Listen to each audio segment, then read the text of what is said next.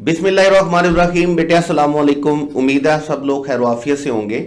आपकी स्क्रीन पर आपको कुछ वर्ब्स देखने को मिल रहे हैं। आपके पास वर्ड है ब्रेक अवे। आप इन वर्ड्स को जरा गौर से देखिएगा। ब्रेक अवे, ब्रेक डाउन, उसके बाद break something down, break into, break off, break out of, break through और ब्रेक अप। अगर आप इन सब वर्ड्स को गौर से देखेंगे तो इनमें एक जो बेस वर्ब है हमारा, वो कौन सा है? वो है ब्रेक। ब्रेक सब में आ रहा है आपके पास। अब ब्रेक का एक मतलब तो जो आपके पास होता है, जिसको हम जानते हैं, वो हमारे पास क्या है? तोड़ना। किसी भी चीज को तोड़ने के लिए हम कौन सा वर्ड यूज करते हैं? ब्रेक का वर्ड यूज करते हैं। लेकिन यहां पर जो दूसरी चीज आप देख रहे होंगे, दूसरी चीज आपके पास ये है कि यहां पर हर टर्म के साथ, हर वर्ब के साथ डिफरेंट प्रेपोजिशन यूज किया गया है। जब भी हम एक वर्ब के साथ डिफरेंट प्रेपोजिशंस यूज करके डिफरेंट मीनिंग्स निकालते हैं तो देन हम उसको बोलते हैं फ्रेजल वर्ब्स। और यही आज का हमारा टॉपिक है। इससे पहले रेगुलर, इररेगुलर हम पढ़ चुके, डायनामिक स्टैटिक हम पढ़ चुके, फाइनेट नॉन फाइनेट पढ़ चुके, ट्रांजिटिव इनट्रांजिटिव पढ़ चुके, लिंकिंग पढ़ चुके, हेल्पिंग और मॉडल एक्सिलरी पढ़ चुके। आज का जो हमारा टॉपिक है वो इसी बारे में है। इसको हम क्या बोलते हैं? Phrasal verbs. फ्रेजल वर्ब्स याद रखिएगा, जब भी हम एक वर्ब के साथ डिफरेंट प्रेपोजिशंस को यूज करेंगे और हमारे मीनिंग चेंज होंगे या हमारी सिचुएशन चेंज होगी। याद रखिएगा ये दो बातें, अभी हम आगे एग्जांपल में देखेंगे भी। डिफरेंट प्रेपोजिशन यूज करने से ऐसा नहीं होता कि हमेशा मीनिंग चेंज होता है या हमेशा सिचुएशन चेंज होती है। कभी मीनिंग भी चेंज होता है और कभी क्या होता है? सिचुएशन चेंज होती है। अभी इनकी दोनों की एग्जांपल हम आगे देखेंगे। जैसे देखिए, इन सारी एग्जांपल में एक बेस वर्ड आपके पास, और वो आपके पास कौन सा है? ब्रेक। लेकिन ब्रेक अवे का वर्ड, ब्रेक अवे की सिचुएशन डिफरेंट है ब्रेक डाउन से।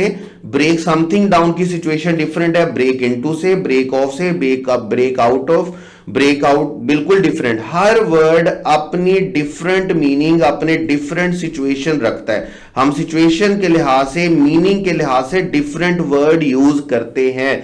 जैसे देखिए, अभी हम इसको वैसे पढ़ेंगे लेकिन मैं आपको फटाफट से बता देता हूं। जैसे ब्रेक अवे का मतलब हमारे पास क्या होता है? कैद से आजाद होना।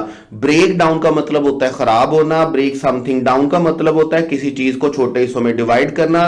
ब्रेक इनटू का मतलब हमारे पास क्या होता है? किसी जगह पर चोरी छुपे दाखिल होना। ब्रेक ऑफ का मतलब होता है हमारे पास कोई सिलसिला खत्म करना। ब्रेक आउट का मतलब होता है किसी चीज का, किसी इंसिडेंट का, वाकये का अचानक से आगाज हो जाना। ब्रेक आउट ऑफ का मतलब होता है ताकत के जोर से कहीं से फरार होना। ब्रेक थ्रू का मतलब हम इजाद को भी बोलते हैं, इन्वेंशन को बोलते हैं, डिस्कवरी को बोलते हैं, या किसी चीज का, किसी चीज के आर पार गुजर जाना, हम उसे ब्रेक थ्रू बोलते हैं। ब्रेकअप का मतलब आप वर्ड बड़े अच्छे तरीके से समझते हैं। ब्रेकअप का मतलब हमारे पास क्या होता है?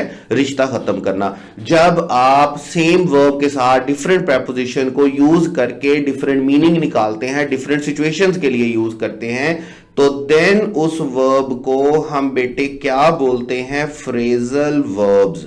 याद रखिएगा। और यही आज का हमारा टॉपिक है और यही हमारा फंक्शनल इंग्लिश का लास्ट टॉपिक भी है।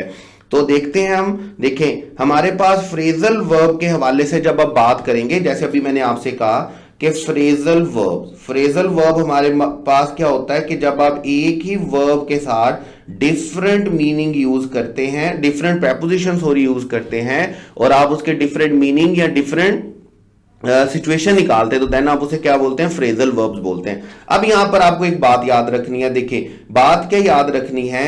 आपको कुछ एक्स्ट्रा इंफॉर्मेशन होनी चाहिए आपके फ्रेजल वर्ब के बारे में। एक बात जो आपको उसके बारे में पता होनी चाहिए वो स्ट्रक्चर से रिलेटेड है, और एक बात जो आपको पता होनी चाहिए वो उसके मीनिंग से रिलेटेड है। वो किससे रिलेटेड है? मीनिंग से रिलेटेड है। स्ट्रक्चर से रिलेटेड कैसे है? देखें, मेरे पास कुछ एग्जांपल हैं। अगर आप देखेंगे फर्स्ट 3 एग्जांपल में आप जरा अपने वर्ब और अपनी प्रेपोजिशन पे गौर कीजिएगा। जैसे देखिए, हमारे पास वर्ड लिखा हुआ है, वर्ब लिखा हुआ है कॉल, और इसके साथ जो प्रेपोजिशन है इसके फ्रेजल के लिए वो कौन सी है, ऑफ। तो एक्चुअल में ये वर्ड कौन सा है, एक्चुअल में ये फ्रेजल वर्ब कौन सा है, कॉल ऑफ। लेकिन यहां पर क्या करके लिखा गया है, दोनों को सेपरेट करके लिखा गया है। इसी तरह हमारे पास ब्रिंग का वर्ड है और ब्रिंग के लिए जो प्रेपोजिशन यूज की हुई है वो कौन सी है, अप। तो एक्चुअल में वो फ्रेजल वर्ब क्या है, ब्रिंग अप, लेकिन इनको स्प्लिट करके सेपरेट करके लिखा गया है। इसी तरह हमारे पास वर्ब है फिल, और फिल के लिए जो प्रेपोजिशन लिखी गई है वो हमारे पास कौन सी है, इन।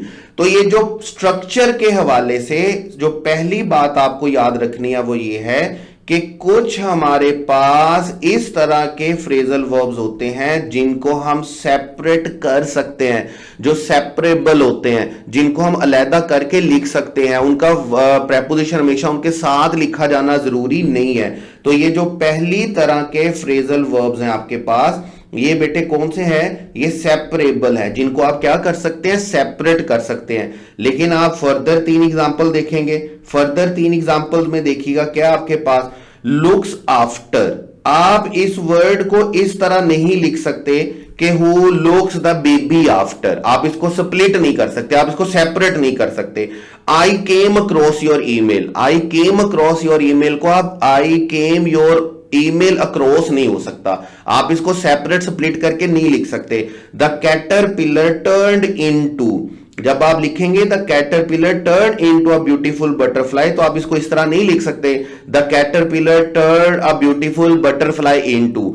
ये वो हमारे पास फ्रेजल वर्ब्स हैं जो इनसेपरेबल हैं। इनसेपरेबल का मतलब क्या है कि इनको आप कभी भी सेपरेट नहीं कर सकते, आपने इनको हमेशा इकट्ठा ही लिखना, याद रखिएगा, आप इनको सेपरेट नहीं कर सकते। तो स्ट्रक्चर के लिहाज से सेकंड तरह के जो हमारे पास फ्रेजल वर्ब्स हैं वो हमारे पास कौन से हैं, इनसेपरेबल, जिनको हम सेपरेट नहीं कर सकते, स्प्लिट नहीं कर सकते। उसके बाद हमारे पास थर्ड तरह के हैं जिनको हम बोलते हैं कंपाउंड। कंपाउंड फ्रेजल वर्ब्स वो होते हैं जिनमें हमारे पास एक प्रेपोजिशन यूज नहीं हो रहा होता, बल्कि मीनिंग को कंप्लीट करने के लिए 2 प्रेपोजिशन चल रहे होते हैं। जैसे देखिएगा, हु केम अप विद, यहां पर अप भी प्रेपोजिशन है और विद भी प्रेपोजिशन है, तो 2 प्रेपोजिशन यूज की गई हैं, किसके लिए, केम के लिए। इसी तरह अप अगेन प्रेपोजिशन है, विद प्रेपोजिशन है, और 2 प्रेपोजिशन को यूज किया गया है किसके लिए, पुट के लिए। इसी तरह रीड प्रेपोजिशन है, ऑफ प्रेपोजिशन है, 3 वर्ड्स बन जाते हैं। आप इन्हें प्रेपोजिशन ना भी बोल ले तो कंपाउंड में कितने वर्ड बन जाते हैं, 3। गेट आ गया, रीड आ गया, रीड डेफिनेटली प्रेपोजिशन तो नहीं है लेकिन ऑफ प्रेपोजिशन है, तो कंपाउंड के लिए कितने वर्ड्स आ गए हमारे पास, 3 वर्ड्स आ गए। तो जब भी आप 2 या 2 से ज्यादा वर्ड्स को मिलाकर, प्रेपोजिशन या वर्ब को मिलाकर, नाउन को मिलाकर फ्रेजल वर्ब बनाएंगे तो देन आप उसे क्या बोलेंगे, कंपाउंड फ्रेजल वर्ब। आप देखिए फ्रेजल वर्ब पहले होता क्या है, जब हम एक ही वर्ब के साथ डिफरेंट प्रेपोजिशन को यूज करते हैं और डिफरेंट मीनिंग या डिफरेंट सिचुएशन की बात करते हैं तो देन हम उन्हें क्या बोलते हैं, फ्रेजल वर्ब। अब फ्रेजल वर्ब के बाद हमने क्या कहा कि आपको 2 बातों का ख्याल रखना है। नंबर 1, इनके स्ट्रक्चर का ख्याल रखना है कि स्ट्रक्चर के लिहाज से ये 3 तरह के होते हैं। ये सेपरेबल होते हैं, ये वो हैं जिनको आप सेपरेट लिख सकते हैं, स्प्लिट कर सकते हैं, उनकी प्रेपोजिशन से अलहदा लिख सकते हैं। फिर इनसेपरेबल होते हैं जिनको आप सेपरेट नहीं कर सकते, जिनको आप स्प्लिट नहीं कर सकते, जिनकी प्रेपोजिशन को आप वर्ब से सेपरेट नहीं लिख सकते। फिर हमारे पास कंपाउंड होते हैं जो 2 या 2 से ज्यादा वर्ड्स को मिलाकर बनते हैं। तो ये स्ट्रक्चर के लिहाज से हमारे पास फ्रेजल वर्ब होते हैं 3 तरह के। और इसी तरह मीनिंग के लिहाज से हमारे पास फ्रेजल वर्ब होते हैं बेटे 2 तरह के। 2 तरह के फ्रेजल वर्ब हमारे पास कैसे होते हैं, 2 तरह के फ्रेजल वर्ब हमारे पास इस तरह के बनते हैं कि हमारे पास एक हमारे पास कौन से हैं जिसमें हमारे सेंटेंस में प्रेपोजिशन चेंज करने से मीनिंग चेंज होता है, जबकि एक फ्रेजल वर्ब्स वो हैं जिनमें मीनिंग चेंज नहीं होता, बेस वर्ड का मीनिंग वही रहता है लेकिन जिसमें क्या चेंज होती है, सिचुएशन चेंज होती है। मतलब आप समटाइम प्रेपोजिशन यूज करेंगे फ्रेजल वर्ब के लिए तो आपके वर्ड का मीनिंग ही कुछ और बन जाएगा, लेकिन समटाइम्स आप प्रेपोजिशन यूज करेंगे तो मीनिंग नहीं बदलेगा, सिर्फ सिचुएशन चेंज होगी, बेसिक मीनिंग, बेस मीनिंग वही रहेगा। जैसे एग्जांपल के लिए देखिएगा, जैसे हमारे पास अगर आप ये सेंटेंसेस को देखेंगे, इन सब में जो बेस वर्ड है हमारे पास वो क्या लिखा हुआ है, आस्क। तो ये एक्चुअल में आपके पास फ्रेजल वर्ब्स लिखे हुए हैं, 4 के 4 किसके लिए, आस्क के लिए, क्योंकि हम फ्रेजल वर्ब को तो जानते हैं कि फ्रेजल वर्ब क्या होता है कि वर्ब के साथ डिफरेंट प्रेपोजिशंस आएंगी। अब हम बात कर रहे हैं कि एक मीनिंग के लिहाज से क्या, एक मीनिंग के लिहाज से हमारे पास फ्रेजल वर्ब कौन से होते हैं जिनमें हमारे पास मीनिंग चेंज हो जाता है। जैसे देखें, my mother is always asking after you. वैसे आस्क का मतलब क्या होता है, पूछना। हम जिस मीनिंग को जानते हैं वो है आस्क, आस्क मतलब पूछना।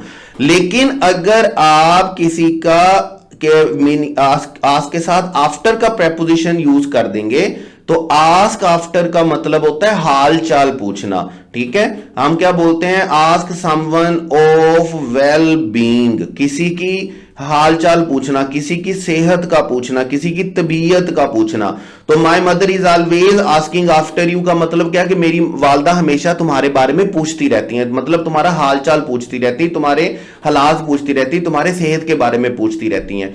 इसी तरह जब हम बोलेंगे आई विल आस्क अराउंड, जब हम अराउंड का वर्ड यूज कर देंगे ना तो यहां पर बिल्कुल मीनिंग ही चेंज हो जाएगा। आस्क अराउंड का मतलब हालचाल पूछना नहीं होता, आस्क अराउंड का मतलब होता है इर्द गिर्द के लोगों से क्वेश्चन करना। जैसे हम बोलते हैं I will ask around and see if anyone has seen your cat. हम क्या बोलेंगे कि मैं इधर उधर लोगों से पूछता हूं, मैं आई इंक्वायर इन माई सराउंडिंग, मैं इधर किधर पूछता हूं कि शायद अगर किसी ने तुम्हारी बिल्ली को देखा हुआ हो। तो आस्क आफ्टर का मतलब है हालचाल पूछना, आस्क अराउंड का मतलब क्या है, इर्द गिर्द के लोगों से सवाल पूछना। इसी तरह I couldn't leave her standing outside in the cold, मैं बाहर सर्दी में उसे खड़े हुए नहीं रहना चाहता था कि वो बाहर खड़ी रहे, मैं नहीं चाहता था कि वो सर्दी में बाहर खड़ी रहे। आई asked her in, ask in का वर्ड याद रखिएगा, आस्क इन का मतलब होता है किसी को दावत देना और किसी को इनवाइट करना। कहां पर इनवाइट करना, कमरे आपके घर के अंदर इनवाइट करना, किसी को कहना कि आप मेरे घर में आ जाएं। आप जब भी किसी को बोलेंगे घर में बुलाने के लिए, घर में आने के लिए, तो आप उसको क्या बोलेंगे, I asked her in, I asked him in, मैंने उसको अंदर आने के लिए कहा। उसके बाद John has asked Mary out. अब आस्क्ड आउट का वर्ड याद रखिएगा, जब आप आस्क आउट फ्रेजल वर्ब लिखते हैं तो आस्क आउट का मतलब होता है कि आप किसी से पूछते हैं कि वो आपके साथ घर से बाहर कोई खाना खाए, घर से बाहर कोई आउटिंग के लिए जाए। जैसे हम बोलते हैं कि मैंने अपनी सिस्टर से कहा, बेगम से कहा, वालदा से कहा, बेटी से कहा कि आज हम शाम खाना बाहर खाएंगे, तो मैं क्या बोलूंगा, I am asking them out, मैं उनसे बाहर जाने के बारे में पूछ रहा था, बाहर इनवाइट कर रहा था। घर के अंदर इनवाइट करना उसको हम क्या बोलते हैं, आस्क इन, और घर से बाहर इनवाइट करना हम उसको क्या बोलते हैं, आस्क आउट। आस्क आफ्टर का मतलब होता है हालचाल पूछना, आस्क अराउंड का मतलब होता है इर्द गिर्द के लोगों से क्वेश्चन करना। अब यहां पर ये देखिएगा, मैंने आपसे कहा कि फ्रेजल वर्ब मीनिंग के लिहाज से दो तरह के होते हैं, एक वो है जिनका मीनिंग चेंज हो जाता है। आस्क आफ्टर का मीनिंग बिल्कुल डिफरेंट है आस्क अराउंड से, आस्क अराउंड का मीनिंग बिल्कुल डिफरेंट है आस्क इन से, और आस्क इन का मीनिंग बिल्कुल डिफरेंट है आस्क आउट से। लेकिन हमारे पास कुछ इस तरह के भी हैं फ्रेजल वर्ब जिनमें मीनिंग चेंज नहीं होता, बल्कि जिनमें क्या चेंज होती है, जिनमें सिचुएशन चेंज होती है। सिचुएशन कैसे चेंज होती है, जैसे देखें हमारे पास है जो बेस वर्ड यहां पर मैंने लिया, हमारे पास है आंसर। आंसर का मतलब क्या होता है, जवाब। अब देखें, normally parents have to answer for their children, और सेकंड सेंटेंस को देखिएगा, who do you answer to. अब देखें यहां पर जो प्रेपोजिशन लिखा हुआ है वो लिखा हुआ है फॉर, और यहां पर जो प्रेपोजिशन लिखा हुआ है वो क्या लिखी हुई है, टू। अब ये जो फोर, आंसर फोर का मतलब होता है ना, आंसर फोर का मतलब होता है किसी के लिए जवाब दे होना, किसी काम के लिए जवाब दे होना, किसी शख्स के लिए जवाब दे होना, किसी दूसरे के लिए जवाब दे होना। जैसे हम बोलते हैं normally parents have to answer for their children behaviour, आमतौर पर बच्चों का जो बिहेवियर होता है उसके जवाब दे कौन होते हैं, पेरेंट्स होते हैं। लेकिन अब सेकंड सेंटेंस देखिएगा, who do you answer to in your job, आप किसी अपनी जॉब में किसको आंसर करते हैं, किसके सामने जवाब दें हैं। आंसर टू का मतलब होता है कि किसी के सामने जवाब देना। आंसर फोर का मतलब होता है किसी के लिए जवाब देना। मैं एक और फ्रेजल वर्ब लिख रहा हूं, बिल्कुल सेम सिचुएशन का है। जैसे हम बोलते हैं रिस्पॉन्सिबल फॉर। रिस्पॉन्सिबल फॉर का मतलब क्या होता है? जिम्मेदार होना। और रिस्पॉन्सिबल टू का मतलब क्या होता है? किसी के सामने जिम्मेदार होना। जैसे देखें, मैं बोलता हूं अल्लाह ताला के सामने जवाब दें, तो हम अल्लाह ताला के सामने जवाब दें तो we are not answering for Allah. हम क्या बोलेंगे? We are answering to Allah. हम अल्लाह के सामने जवाब दें। तो अब यहां पर ये जो जवाब वाला एलिमेंट है ना, वो दोनों में सेम रहेगा। रिस्पॉन्सिबल वाला एलिमेंट दोनों में सेम रहेगा। रिस्पॉन्सिबल फॉर का मतलब क्या होता है? किसी काम के लिए, किसी एक्शन के लिए रिस्पॉन्सिबल होना। और रिस्पॉन्सिबल टू का मतलब क्या होता है? कि हम बोलते हैं किसी के सामने जवाब देना, किसी के सामने जिम्मेदार होना। तो जब भी आप फ्रेजल वर्ब पढ़ेंगे तो आपको याद रखना है, फ्रेजल वर्ब का मतलब है जब हम डिफरेंट प्रेपोजिशन यूज करेंगे तो हम डिफरेंट मीनिंग परसीव करेंगे। अब स्ट्रक्चर के लिहाज से हमारे पास फ्रेजल वर्ब होते हैं तीन तरह के, सेपरेबल है, इनसेपरेबल है और कंपाउंड है। और इसी तरह मीनिंग के लिहाज से हमारे पास दो तरह के हैं, एक जिनमें मीनिंग चेंज होता है, एक जिनमें मीनिंग चेंज नहीं होता, बेस वर्ड चेंज नहीं होता, बेस ट्रांसलेशन चेंज नहीं होती, बल्कि सिचुएशन चेंज होती है। तो this is all about phrasal verbs. अभी हम क्या करेंगे? अभी हम कुछ एग्जांपल के लिए फ्रेजल वर्ब्स को पढ़ेंगे। अभी हम एग्जांपल के लिए क्या करेंगे? फ्रेजल वर्ब्स को पढ़ेंगे। हम क्या करेंगे? हम प्रैक्टिस के लिए 5 जो हमारे बड़े ही इंपॉर्टेंट फ्रेजल वर्ब्स हैं, पेपर पॉइंट ऑफ व्यू से आप कह लें, या जो सबसे ज्यादा मोस्ट फ्रीक्वेंटली हमारी लिसनिंग, स्पीकिंग में, रीडिंग, राइटिंग में यूज होते हैं, आप उनको कह लें। लेकिन ऐसा नहीं है कि हमने सिर्फ ये 5 फ्रेजल वर्ब्स पढ़ने। हमने करना क्या? देखिए, मैं आपको फ्रेजल वर्ब्स के नोट्स दूंगा। अब हर लैंग्वेज का एक ऐसा पार्ट होता है जिसको आप कॉन्सेप्ट्स के जरिए से, रूल्स के जरिए से नहीं करते, जिसको आपको अनफॉर्चुनेटली क्या करना पड़ता है? क्रैम करना पड़ता है, रट्टा मारना पड़ता है। तो आप ये समझेंगे कि ये जो फ्रेजल वर्ब्स हैं ये इंग्लिश लैंग्वेज का, इंग्लिश ग्रामर का वही हिस्सा है जिसको आपको रट्टा मारना है, जिसको आपको याद करना है। आपको नोट्स दिए जाएंगे, आपने बड़े अच्छे तरीके से उनको क्रैम करना है, रट्टा मारना है, समझना है, याद करना है। तो प्रैक्टिस हम कैसे करेंगे? प्रैक्टिस हम इस तरह करेंगे कि जब हम वर्ब्स की प्रैक्टिस के क्वेश्चन में जाएंगे जो कि हमने करनी है, तो उसमें तकरीबन कोई 25 to 50 एमसीक्यूज लास्ट में मैं फ्रेजल वर्ब्स के डालूंगा। और मैं आपको बता दूंगा कि जी बेटे, इससे आगे जो हमारी एक्सरसाइजेज होंगी ना, वो सारी फ्रेजल वर्ब्स में से होंगी। ठीक है, बल्कि मैं उनका नाम ही phrasal verbs exercise 1, phrasal verbs exercise 2 रख दूंगा, जिनको आप प्रैक्टिस करेंगे तो आपके जो सारे फ्रेजल वर्ब याद किए हुए हैं वो क्या हो जाएंगे? रिवाइज हो जाएंगे, पक्के हो जाएंगे, और इंशाल्लाह ताला इस तरह के पक्के होंगे कि कभी भूलेंगे नहीं। तो जैसे अभी हमारे पास फर्स्ट फ्रेजल वर्ब है हमारे पास ब्रेक का। ब्रेक के साथ जो वर्ड यूज होते हैं, ब्रेक अवे है, ब्रेक डाउन है, ब्रेक समथिंग डाउन है, ब्रेक इनटू है, ब्रेक ऑफ है, ब्रेक आउट है, ब्रेक आउट ऑफ है, ब्रेक थ्रू है और ब्रेक अप है। अब अगर आप इनके मीनिंग को देखेंगे तो मीनिंग सबके एक दूसरे से डिफरेंट है। जैसे देखिए, ब्रेक अवे का मतलब होता है कैद से आजाद होना। मैं आपको दोबारा बता रहा हूं कि हमने सिर्फ ये 5 फ्रेजल वर्ब्स नहीं पढ़ने। ये 5 फ्रेजल वर्ब्स हम सिर्फ इसलिए पढ़े थोड़ी प्रैक्टिस हो जाए, ताकि हमें पता चल जाए कि फ्रेजल वर्ब्स होते किस तरह के। आपको नोट्स प्रोवाइड किए जाएंगे, आपने उन नोट्स में से अच्छे तरीके से, ये ग्रामर का वो हिस्सा जिसको रट्टा मारना पड़ता है, आपने इनको अच्छे तरीके से समझना है, याद करना है, और फिर हम प्रैक्टिस में इनकी एक्सरसाइजेस को शामिल करके इनको हमेशा हमेशा के लिए पक्का पक्का याद कर लेंगे। ब्रेक अवे का मतलब होता है कैद से आजाद होना। अब एक और वर्ड भी होता है जिसका मतलब कैद से आजाद होना होता है, लेकिन उसका मीनिंग थोड़ा सा डिफरेंट होता है। जब आप ताकत के जोर पर किसी कैद से आजाद होते हैं तो देन आप उसे क्या बोलते हैं? जोर पर कैद से आजाद होते हैं तो आप उसे क्या बोलते हैं? Break out of. ठीक है, चालाकी से, बाई चांस, एक्सीडेंटली आप किसी कैद से आजाद होते हैं तो आप उसे क्या बोलेंगे? Break away. लेकिन ताकत के जोर से, जोर जबरदस्ती जब आप किसी जगह से फरार होते हैं, आजाद होते हैं, तो देन आप उसे क्या बोलते हैं? Break out of. इसी तरह हमारे पास सेकंड बल्कि थर्ड वर्ड है ब्रेक डाउन। ब्रेक डाउन के 2 मीनिंग होते हैं, याद रखिएगा। एक ब्रेक डाउन का मतलब होता है खराब होना, किसी चीज का खराब होना। कल मेरी गाड़ी खराब हो गई, my car broke down yesterday, किसी चीज का खराब होना। अभी हम सेंटेंसेस को भी देखेंगे, अभी मैं आपको सिर्फ मीनिंग बता रहा हूं, अभी हम सेंटेंसेस में भी इनका यूज करके तो इनको पक्का पक्का समझेंगे। इसी तरह ब्रेक डाउन का सेकंड मीनिंग होता है आंखों में आंसू आ जाना। ठीक है, जज्बाती हो जाना, आंखों में आंसू आ जाना, जज्बाती हो जाना। तो हम क्या कर रहे हैं, हम सिर्फ ब्रेक के फ्रेजल वर्ब्स को समझने की कोशिश कर रहे हैं। उसके बाद है हमारे पास break something down.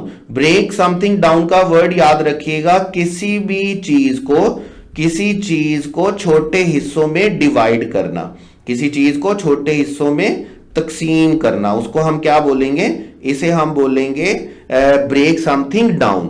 Break into का मतलब होता है किसी जगह पर चोरी छुपे दाखिल होना, चोरी छुपे दाखिल होना, किसी जगह पर चोरी छुपे दाखिल होना, जैसे चोर दाखिल होते हैं ना, चोरी छुपे दाखिल होना किसी जगह पर, ठीक है। किसी जगह पर चोरी छुपे दाखिल होने को क्या बोलते हैं, ब्रेक इनटू। ब्रेक ऑफ का मतलब होता है सिलसिला खत्म करना, मतलब किसी एक्शन का सिलसिला था, कोई काम का सिलसिला चल रहा था, उस सिलसिले को खत्म करने के लिए हम क्या बोलते हैं, ब्रेक ऑफ। किसी बात का, किसी काम का सिलसिला खत्म करना। यहां ब्रेक ऑफ का मतलब क्या होता है, ब्रेक ऑफ का मतलब होता है बात करते करते रुक जाना, ठीक है, बात करते करते रुक जाना। जब आप अचानक आप बात कर रहे होते हैं और आप बात करते करते क्या करते हैं, रुक जाते हैं, तो हम उसे क्या बोलते हैं, हम उसे बोलते हैं ब्रेक ऑफ। बात का सिलसिला खत्म करना, बात करते करते रुक जाना।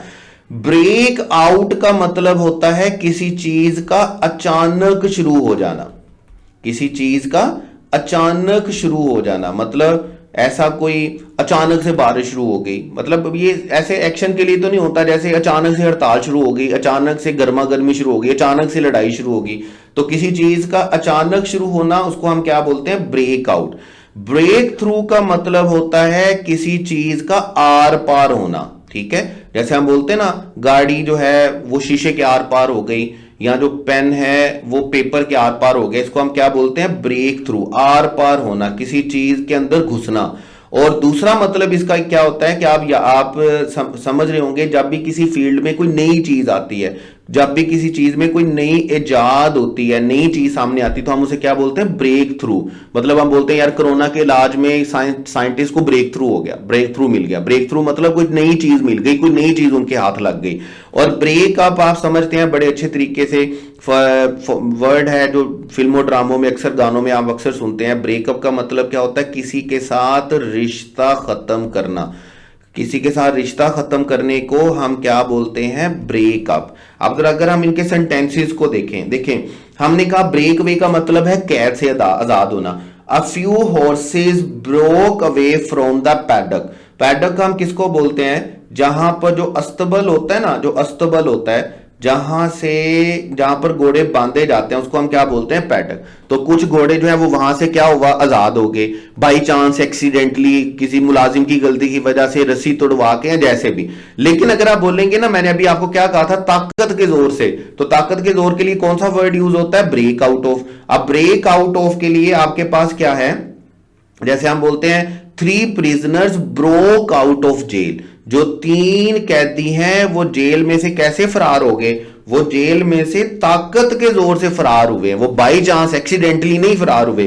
वो कैसे फरार हुए हैं, वो ताकत के जोर से फरार हुए हैं। अब ताकत के जोर से जब फरार हुए हैं तो हम उसे क्या बोलेंगे, ब्रेक आउट ऑफ। इसी तरह आपके पास है ब्रेक डाउन। हमने कहा ब्रेक डाउन का मतलब होता है खराब होना। John's car broke down, John की गाड़ी खराब होगी, on the way to the airport, रास्ते में, एयरपोर्ट के रास्ते में। फिर हमने कहा इसका मतलब होता है आंखों में आंसू आ जाना। The parents broke down when they heard the bad news. Parents ने, वालिदैन ने जब बुरी खबर सुनी तो उनकी आंखों में आंसू आ गए, वो जज्बाती हो गए, रोना शुरू कर दिया। फिर हमने कहा ब्रेक समथिंग डाउन का मतलब होता है किसी चीज को छोटे हिस्सों में डिवाइड कर लेना, टुकड़ों में तकसीम कर लेना। The lesson will be easier to learn, सबक आपके लिए आसान हो जाएगा सीखना, if you break it down into small section. अच्छा, अब यहां पर आप देख रहे हैं एक और बात आप देखेंगे, break it down. Break down का मतलब तो किसी चीज को छोटे हिस्सों में तकसीम करना होता है। लेकिन अभी जैसे हमने पढ़ा कि कुछ फ्रेजल वर्ब सेपरेबल होते हैं और कुछ इनसेपरेबल होते हैं। ये ब्रेक इट डाउन वो फ्रेजल वर्ब है जो सेपरेबल है, जिसको आप सेपरेट कर सकते हैं, जिसको आप स्प्लिट करके लिख सकते हैं। जिसके जैसे इसके दरमियान में आपने क्या लिख दिया, इट लिख दिया। फिर हमने कहा ब्रेक इनटू का मतलब होता है चोरी छुपे दाखिल होना। द बर्गलर्स मतलब चोर, डाकू, डकैत, फ्रॉडिये, जो भी वर्ड आप इसका समझ लें सॉरी, आप ट्रांसलेशन लिखना चाहें। Broke into the house around midnight, वो आधी रात को घर में क्या हुए, दाखिल हुए। और ब्रोक इनटू का मतलब क्या होता है, वैसे देखिए अगर वो कहते हैं इंटर्ड, यहां पर एंटर्ड का वर्ड यूज करते हैं तो एंटर का मतलब तो दाखिल होना होता है, लेकिन चोरी छुपे चुके रात को दाखिल हुए, इसलिए हमने एंटर्ड की जगह पर कौन सा वर्ड यूज किया है, हमने वर्ड यूज किया है ब्रोक इनटू, चोरी छुपे दाखिल होना। ब्रेक ऑफ का मतलब होता है, हमने कहा पहला मतलब होता है सिलसिला खत्म करना। It was decided to break off diplomatic relations with that country, उस मुल्क के साथ हमारे डिप्लोमेटिक रिलेशंस थे, लेकिन ये डिसाइड किया गया कि इस डिप्लोमेटिक रिलेशन के सिलसिले को क्या किया जाए, खत्म किया जाए। किसी सिलसिले को, किसी एक्शन की सीरीज को खत्म करने के लिए हम कौन सा वर्ड यूज करते हैं, break off. She break off in the middle of a sentence, वो बात करते करते अपने सेंटेंस के दरमियान में क्या हुआ, रुक गई। बात रुकना, अचानक खत्म करना, हम उसको क्या बोलते हैं, ब्रेक ऑफ। उसके बाद है ब्रेकआउट। ब्रेकआउट का मतलब क्या होता है, अचानक शुरू होना। जैसे हमारे पास वर्ड है रायोटिंग, रायोटिंग का मतलब क्या होता है, हल्ला गुल्ला, disturbance. Broke out as a result of strike, result strike के, हड़ताल के नतीजे में अचानक क्या स्टार्ट हो गया, रायट स्टार्ट हो गया, लड़ाई झगड़ा स्टार्ट हो गया, हल्ला गुल्ला स्टार्ट हो गया। उसके बाद है ब्रेक थ्रू। ब्रेक थ्रू के दो मीनिंग मैंने आपसे कहा, एक मीनिंग क्या होता है, किसी चीज का किसी जगह के आर पार होना, उसमें घुसना, उसमें दाखिल हो जाना, या दूसरा क्या है, इजाद होना, कोई नई चीज मिल जाना, कोई कामयाबी मिल जाना। तो the car broke through the barrier, जो कार है वो बैरियर के ब्रोक थ्रू हुई। ब्रोक थ्रू का मतलब बैरियर में घुस गई, बैरियर के आर पार हो गई। We hope to break through soon in the fight against corona, हम जल्द ही कोरोना के अगेंस्ट हमें क्या मिल जाएगा, हमें कोई ब्रेक थ्रू मिल जाएगा। ब्रेक थ्रू मतलब हमें कोई कामयाबी मिल जाएगी, हमें कोई ऐसी डिस्कवरी, कोई ऐसी इन्वेंशन मिल जाएगी जिससे हम कोरोना के अगेंस्ट जीत सकेंगे। उसके बाद ब्रेकअप। ब्रेकअप का मतलब क्या है, रिश्ता खत्म करना। After her marriage broke up, उसकी शादी खत्म होने के बाद। अब शादी डेफिनेटली रिलेशन है तो हम क्या बोलेंगे, रिश्ता खत्म हुआ। शादी खत्म होने के बाद Emma went to live in London, Emma London चली गई रहने के लिए। तो जब भी आप ब्रेक के वर्ड को देखेंगे तो ब्रेक के लिए आपको याद रखना है ब्रेक अवे। ब्रेक अवे का मतलब होता है कैद से आजाद होना, लेकिन ब्रेक आउट ऑफ का मतलब क्या होता है, किसी जगह से ताकत के जोर पर आजाद होना। फिर आपके पास वर्ड कौन सा आता है, ब्रेक डाउन। ब्रेक डाउन का मतलब क्या होता है, खराब होना, या ब्रेक डाउन का मतलब क्या होता है, आंखों में आंसू आ जाना। फिर आपके पास वर्ड है ब्रेक समथिंग डाउन, किसी चीज को छोटे हिस्सों में तकसीम करना। फिर आपके पास वर्ड है ब्रेक इनटू, चोरी छुपे दाखिल होना। ब्रेक ऑफ, किसी चीज का सिलसिला खत्म करना या बात करते करते रुक जाना। ब्रेक आउट, अचानक शुरू हो जाना, जैसे हमने कहा rioting broke out as a result of the strike.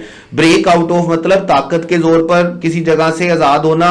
Break through मतलब किसी जगह का आर पार होना, किसी चीज का आर पार होना या किसी चीज के अंदर घुस जाना। उसके बाद ब्रेक थ्रू मतलब कामयाबी मिलना, इजाद होना, डिस्कवरी होना। और ब्रेकअप मतलब रिश्ता खत्म करना। तो ये सारे के सारे फ्रेजल वर्ब्स हैं हमारे पास ब्रेक के लिए। फिर इसके बाद नेक्स्ट वर्ड हमारे पास है कॉल। और कॉल के लिए जो हमारे पास चार फ्रेजल वर्ब हैं वो हमारे पास है call back, call of, call upon और कॉल ऑन। अब देखें कॉल बैक का मतलब जो हमारे पास होता है, ये आज आप अच्छे तरीके से समझते हैं, यार मुझे कॉल बैक कर लीजिएगा, किसी को वापस कॉल करना, किसी का जो मैसेज है या कॉल है, किसी को वापस कॉल करने को हम क्या बोलते हैं, कॉल बैक। उसके बाद कॉल ऑफ। कॉल ऑफ का मतलब होता है किसी चीज को कैंसिल करना, किसी चीज को खत्म करना, किसी चीज को बंद कर देना। कॉल अपॉन का मतलब होता है मदऊ करना, दावत देना, फॉर्मली किसी को किसी चीज की दावत देना। और कॉल ऑन का मतलब होता है मुलाकात के लिए आना, मुलाकात के लिए आना। जब आप किसी जगह पर किसी को मुलाकात के लिए बुलाते हैं या मुलाकात के लिए जाते हैं तो आप उसके लिए क्या बोलते हैं, कॉल ऑन। मुलाकात के लिए आना, उसको हम क्या बोलते हैं, कॉल ऑन। कॉल बैक का मतलब क्या होता है, वापस कॉल करना। कॉल ऑफ का मतलब होता है कैंसिल करना, खत्म करना। कॉल अपॉन का मतलब होता है मदऊ करना, दावत देना।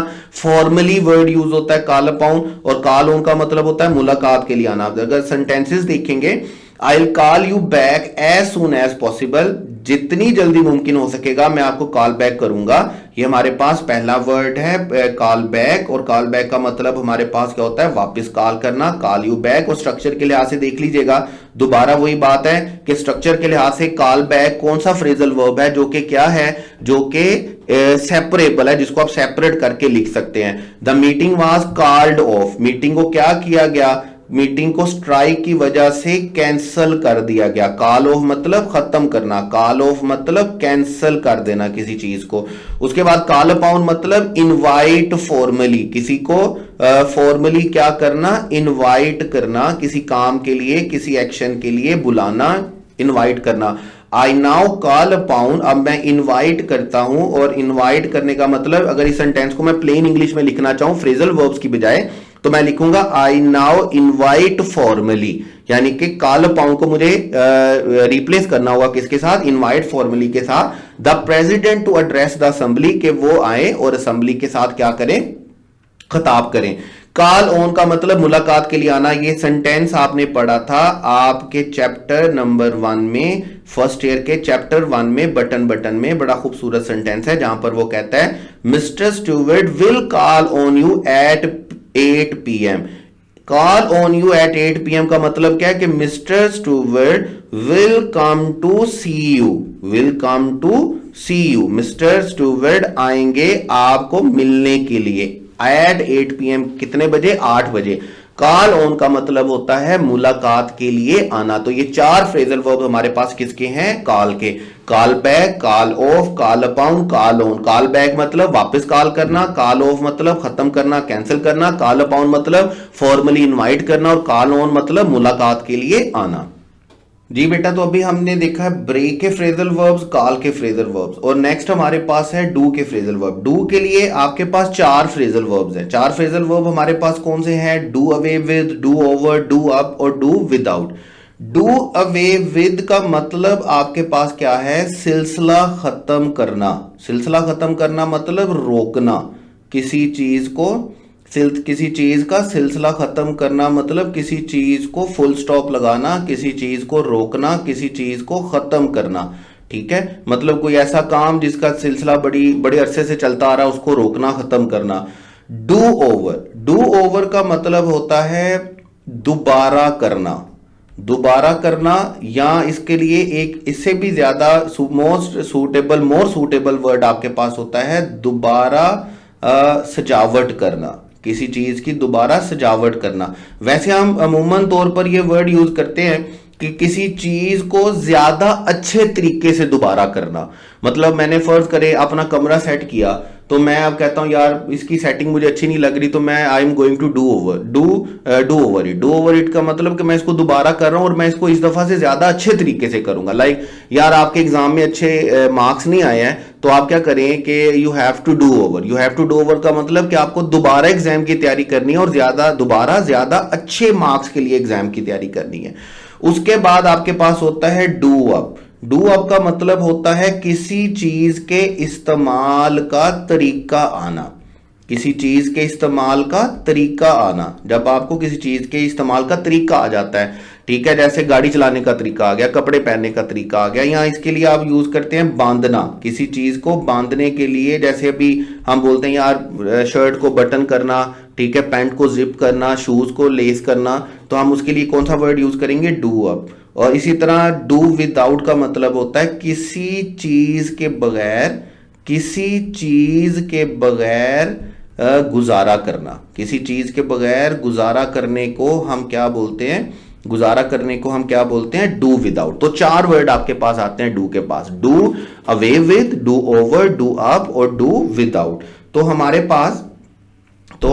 पास जो वर्ड चलता है वो हमारे पास क्या है, इनके सेंटेंसेस क्या है हमारे पास। डू अवे विद के लिए some people think it's time to do away with the monarchy. ठीक है, कुछ लोग समझते हैं कि अब ये वक्त आ गया कि क्या किया जाए, कि मोनार्की को खत्म किया जाए।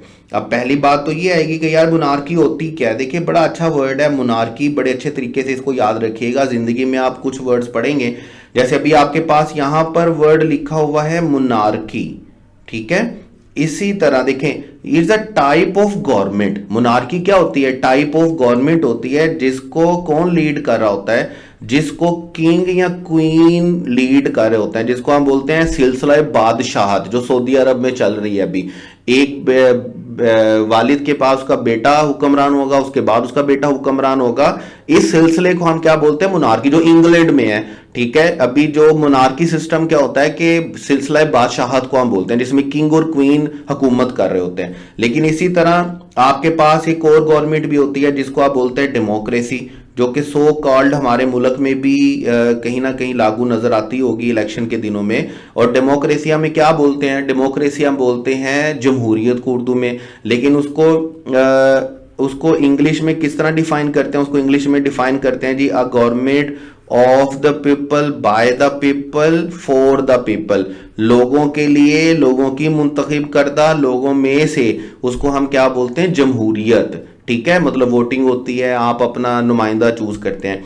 फिर इसी तरह is a type of government जिसको हम बोलते हैं अनार्की। जब आपके मुल्क में कोई सिस्टम आपको नजर नहीं आ रहा हो, कोई हुकूमत नजर नहीं ना आ रही हो, कोई लॉ एंड ऑर्डर नजर ना आ रहा हो, ठीक है, there is no law and order, तो देन आप उसे क्या बोलते हैं कि मुल्क में क्या फैली हुई है? मुल्क में अनार्की फैली हुई है। ऐसी हुकूमत, ऐसी एडमिनिस्ट्रेशन जो फेल हो जाती है अपनी रिस्पॉन्सिबिलिटी पूरी करने में, उसको हम क्या बोलते हैं? अनार्की। इसी तरह एक और टाइप ऑफ गवर्नमेंट होती है जिसको आप क्या बोलते हैं? डिक्टेटरशिप।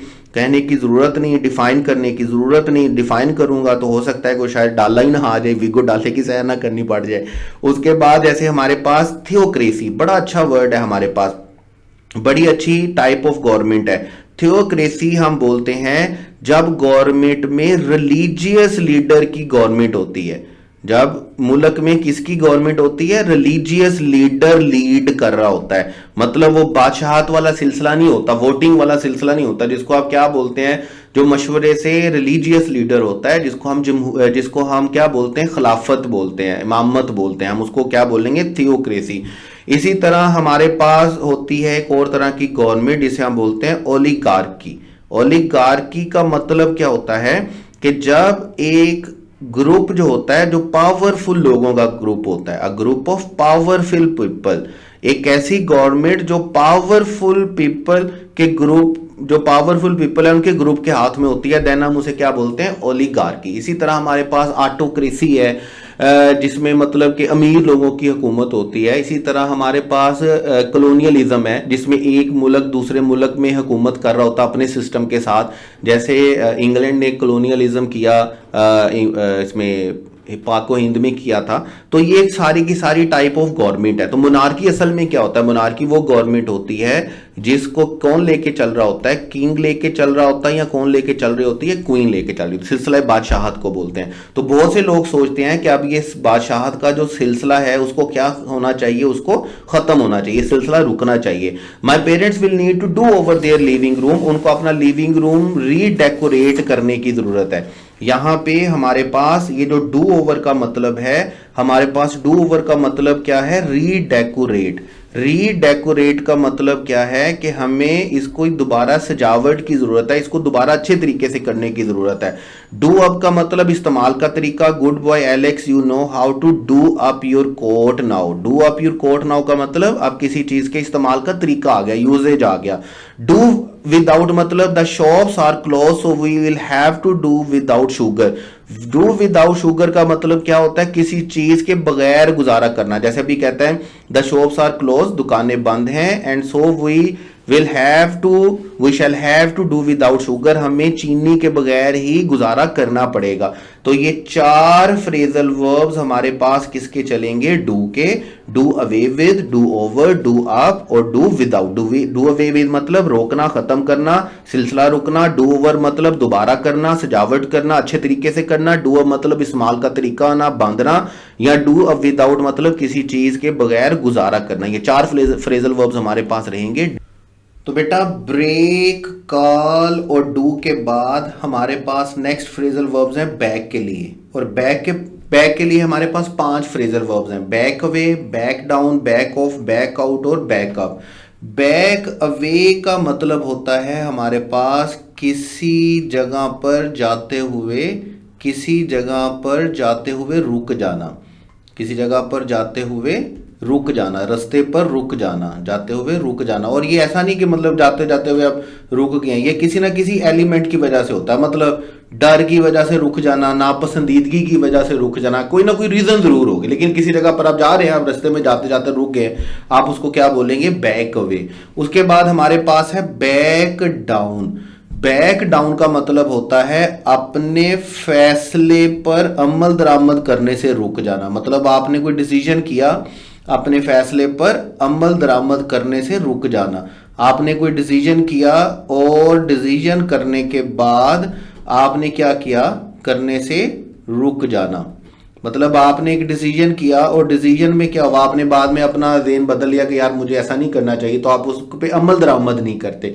जहन बदलने को नहीं कहते, अमल दरामद करने से रुक जाने को कहते हैं बैक डाउन।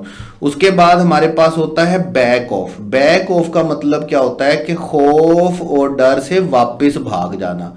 खौफ या डर से वापस भाग जाना, खौफ या डर से वापस भाग जाना। ये जो होता ना हमारे पास बैक अवे और बैक ऑफ, इन दोनों में डिफरेंस याद रखिएगा। ये बैक ऑफ और बैक अवे का डिफरेंस क्या है हमारे पास? कि बैक अवे का मतलब है वापस भागते नहीं है, वापस चले नहीं जाते, सिर्फ रुक जाते हैं। लेकिन बैक ऑफ का मतलब क्या होता है? कि आप वापस जहां से आए थे उधर कोई आप वापस चले जाते हैं, आप वहां पे खड़े नहीं होते। उसके बाद बैक आउट आप पढ़कर आते हैं बड़े अच्छे से। बैक आउट का मतलब होता है अपने वादे से मुकर जाना, अपने वादे से फिर जाना। अपने वादे से, अपनी बात से मुकर जाने को, फिर जाने को हम क्या बोलते हैं?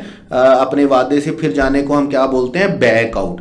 और बैक अप का मतलब हमारे पास क्या होता है? साथ देना। ठीक है। और साथ देने के साथ साथ, साथ देने के साथ साथ आप एक और वर्ड भी बड़े अच्छे तरीके से समझते हैं। आजकल हम कंप्यूटर और मोबाइल के दौर में बड़ा वर्ड यूज करते हैं कि यार इस फाइल का बैकअप बना लेना। बैकअप का मतलब क्या होता है? कि किसी भी चीज का डुप्लीकेट डाटा अपने पास रख लेना, ताकि बवक्त जरूरत वो क्या आए? काम आए। तो इसको भी हम क्या बोलते हैं? बैकअप फाइल बनाना। तो हमारे पास बैक अवे है, किसी जगह पर जाते हुए रुक जाना। बैक डाउन है, अपने फैसले पर अमल दरामद करने से रुक जाना। बैक ऑफ का मतलब होता है खौफ या डर से वापस भाग जाना, वहां पे खड़े नहीं होना। बैक आउट का मतलब होता है अपने वादे से फिर जाना। और बैकअप का मतलब होता है साथ देना। और हम क्या कर रहे हैं? हम फ्रेजल वर्ब पढ़ रहे हैं। और मैं आपको दोबारा याद करवा देता हूं कि ये सिर्फ 5 फ्रेजल वर्ब्स हमने नहीं पढ़ने, ब्रेक, कॉल, डू, बैक और लुक। ये तो हम एग्जाम्पल के लिए पढ़ रहे हैं कि यार फ्रेजल वर्ब इस तरह के होते हैं और हमने इस तरह याद रखना उनको, इस तरह उनकी उर्दू ट्रांसलेशन याद रखनी है, इस तरह उनके सेंटेंसेस में उनका यूजेज याद रखना है। ये ग्रामर का वो पार्ट है जो रट्टा मारना है। आपको नोट्स दिए जाएंगे, आपने उनको क्रैम करना है, रट्टा मारना है, समझना है। और फिर हम प्रैक्टिस वाले फेज में जाके उनको बड़े अच्छे तरीके से प्रैक्टिस भी करेंगे। बहरहाल उसके बाद हमारे पास है, उसके बाद हमारे पास अगर हम बात करते हैं व्हेन ही सा the dog he back away.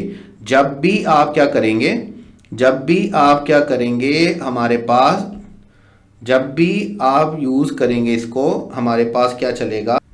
When he saw the dog he backed away। जब उसने डॉग को देखा तो ही बैक्ड अवे। बैक अवे का मतलब क्या है? कि वो रुक गया। मैं दोबारा आपको बोल देता हूं, ये बैक अवे के वर्ड को और बैक ऑफ के वर्ड को मिक्स अप नहीं करना।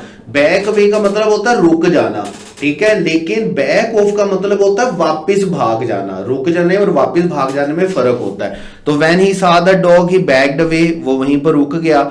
बैक डाउन, बैक डाउन मतलब अपने फासले, अपने फैसले पर अमल दरामद करने से रुक जाना। लोकल अथॉरिटीज बैक्ड डाउन, अपने फैसले पर अमल दरामद करवाने पर रुक गई। On their plans to demolish the cinema.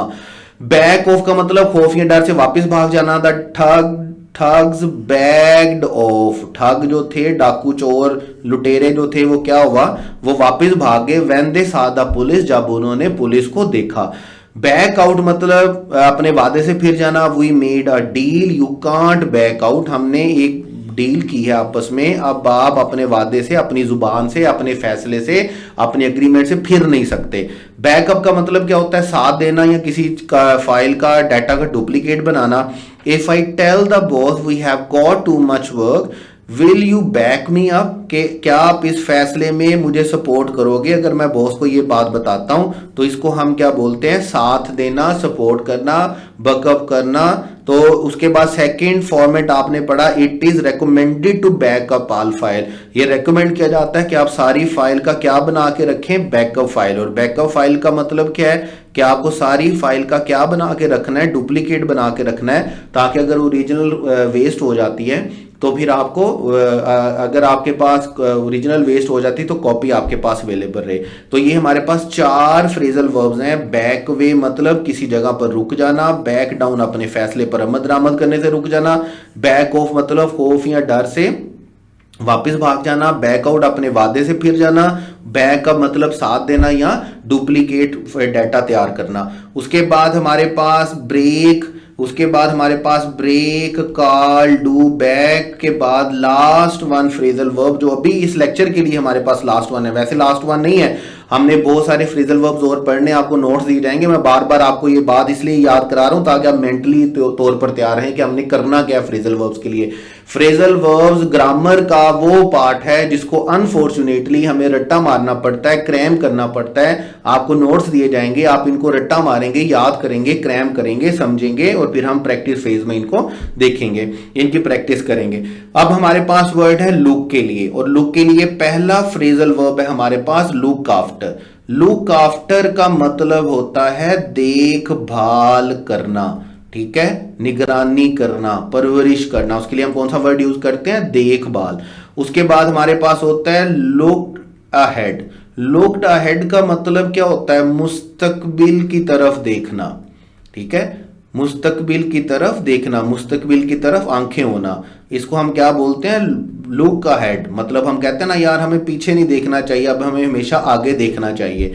इसी तरह हमारे पास होता है लुक बैक ऑन। मुस्तकबिल देखने के बजाय हमारे पास दूसरा वर्ड क्या होता है, लुक बैक ऑन का मतलब क्या होता है, माजी को देखते रहना, माजी की तरफ देखना, अपनी नजरें माजी पर जमाए रखना। हम कहते हैं ना कि यार हमें माजी को भूलकर मुस्तकबिल का सोचना चाहिए। तो यही दो वर्ड आपके पास आएंगे। लुक बैक ऑन मतलब माजी की तरफ देखना, लुक अहेड मतलब मुस्तकबिल की तरफ देखना।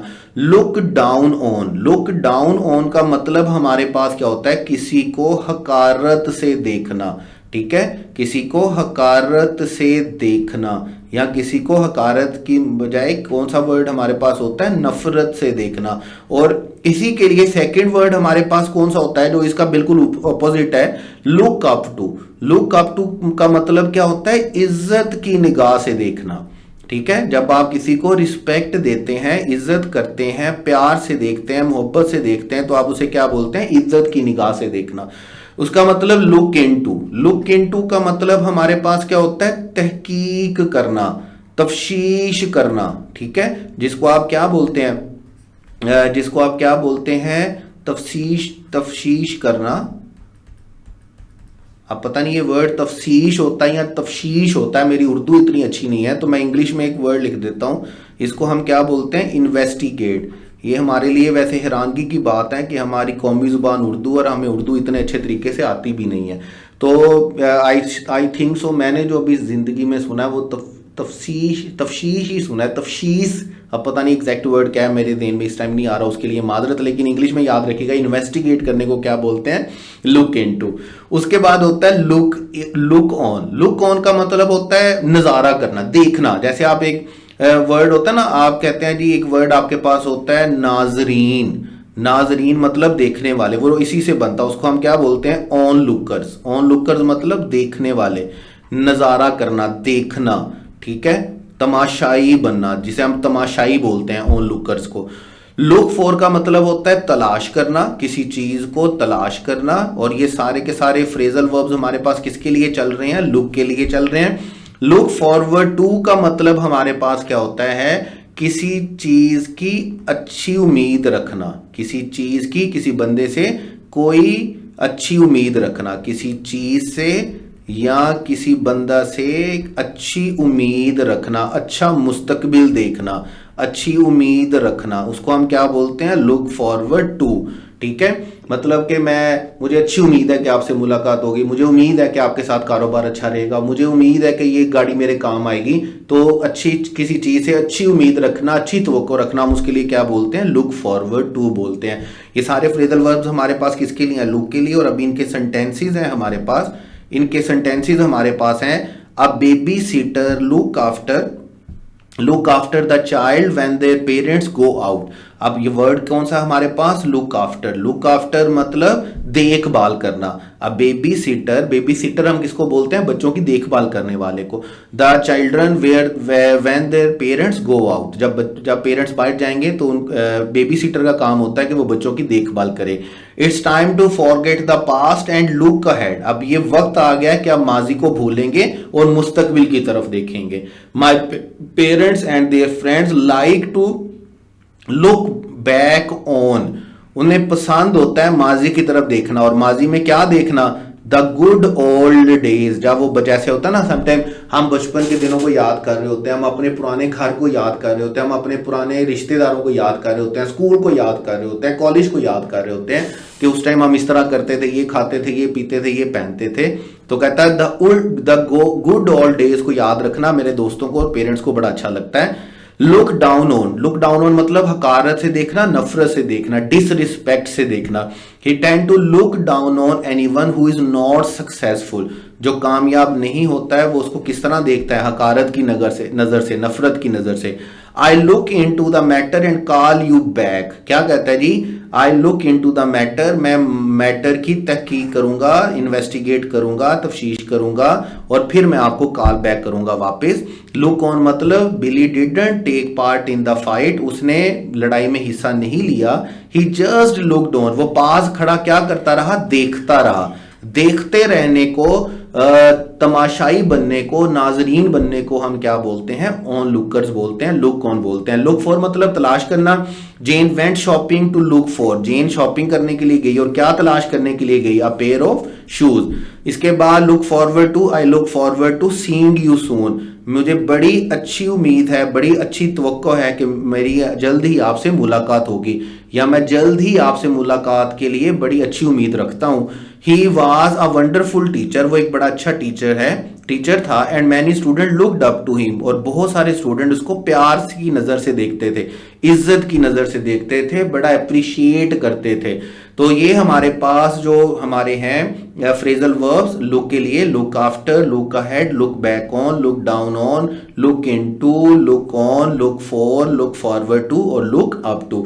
अब देखें हमने क्या किया, हमने इस लेक्चर में फ्रेजल वर्ब को देखा और फ्रेजल वर्ब को हमने इस तरह डिफाइन किया। हमने कहा कि अगर एक ही वर्ब के साथ आप डिफरेंट प्रेपोजिशंस यूज करते हैं और डिफरेंट मीनिंग्स निकालते हैं तो आप उसे क्या बोलते हैं, फ्रेजल वर्ब्स बोलते हैं। फ्रेजल वर्ब स्ट्रक्चर के लिहाज से 3 तरह के होते हैं, मीनिंग के लिहाज से 2 तरह से होते हैं। स्ट्रक्चर के लिहाज से क्या होते हैं, सेपरेबल हैं जिनको सेपरेट किया जा सकता है, इनसेपरेबल हैं जिनको सेपरेट स्प्लिट करके नहीं लिखा जा सकता। कंपाउंड है जो 2 या 2 से ज्यादा, 2 से ज्यादा मतलब 3, 4, 5 वर्ड्स के हो सकते हैं, लेकिन ज्यादातर तो ये 3 वर्ड्स के ही हमें नजर आते हैं फ्रेजल वर्ब्स में। उसके बाद हमने कहा मीनिंग के लिहाज से ये 2 तरह के होते हैं, एक वो जिनके साथ आप जब प्रेपोजिशन चेंज करते हैं तो मीनिंग चेंज होता है, और एक वो जिनके साथ जब आप प्रेपोजिशन चेंज करते हैं तो सिचुएशन चेंज होती है। Basic meaning, base meaning, principle meaning आपके पास चेंज नहीं होता। फिर हमने एग्जांपल के लिए कुछ प्रेपोजिशन देखे, ब्रेक के लिए break away, break down, break something down, break into, break off, हमने ब्रेक के देखे, कॉल के देखे, डू के देखे, बैक के देखे, लुक के देखे। ये 5 वर्ब के हमने जो है फ्रेजल वर्ब्स देखे। और मैं आपको दोबारा बोल देता हूं, फ्रेजल वर्ब्स ये सिर्फ यही 5 हमने नहीं करने, ये आपको एग्जांपल के लिए करवाए हैं। इंशाल्लाह ताला हम बड़ी डिटेल के साथ फ्रेजल वर्ब्स को आपको याद करना है। अनफॉर्चुनेटली ये ग्रामर का वो हिस्सा है जिसको आपको रट्टा मारना है, क्रैम करना है। आपको नोट्स दिए जाएंगे, इसी तरह उनके मीनिंग लिखे होंगे, सेंटेंसेस लिखे होंगे, आपने उनको पढ़ना है, याद करना है, देखना है, सोचना है। और फिर प्रैक्टिस सेशन में हम प्रैक्टिस जब उनकी करेंगे तो प्रैक्टिस में आपने याद रखना है। मैं फ्रेजल वर्ब के एक्सरसाइजेस को नॉमिनेट कर दूंगा अलहदा से कि ये फ्रेजल वर्ब एक्सरसाइज 1 है, फ्रेजल वर्ब एक्सरसाइज 2 है। तो आज के लिए फ्रेजल वर्ब्स के बारे में इतना ही। इंशाल्लाह ताला नेक्स्ट यहां से हमारा प्रैक्टिकल वर्ब स्टार्ट होगा और यहां तक फंक्शनल इंग्लिश हमारी खत्म होती है, जिसमें हमने जितनी काइंड्स हमारे पास वर्ब्स की हैं वो पढ़ी हैं। Wish you all the best अभी तक के लिए।